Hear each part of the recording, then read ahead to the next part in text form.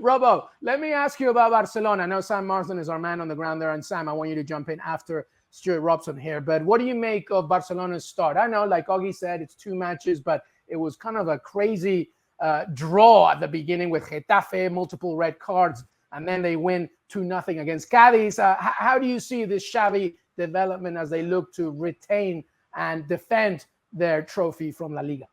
Well, I saw quite a bit of them in pre-season, and I thought they'd changed their shape. And key to that was Araujo, who was playing on the right-hand side, almost playing as a right-back, but he wasn't ready because Balde was then going further down the field on the left-hand side. He was tucking in to make a back three, and Koundé was playing as the middle centre-half. But they were then playing almost like a box, I think people talk about it, in midfield with De Jong and Romeu, and then it was Gundogan and Pedri.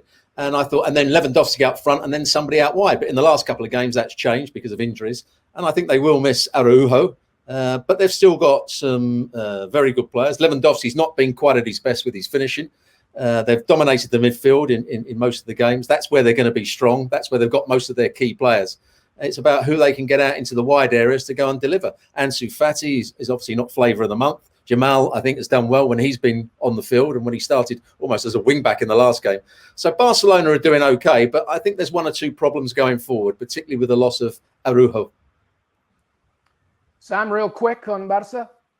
Yeah, it's going to be a difficult game for them this weekend. Obviously, it's the weekend of the X's. Obviously, Barca going up against Quique Setien's Villarreal and Madrid against Rafa Benitez's Celta Vigo. It's going to be difficult for Barca. I mean, obviously, talking about the loss of Araujo is very important, especially for these tough away games. But also, Pedri is now injured we're looking at over a month. He's obviously sort of very important. He scored that opening goal against Cadiz. I think they're still trying to find out what their best system is, what their best sort of who fits in best where. They've got a lot of midfielders who would ordinarily be starters and they can't play them all, which is why we saw Frenkie de Jong playing as a centre-back last weekend so that Xavi could fit 5 in. So, yeah, they're still working things out. They still want to make signings.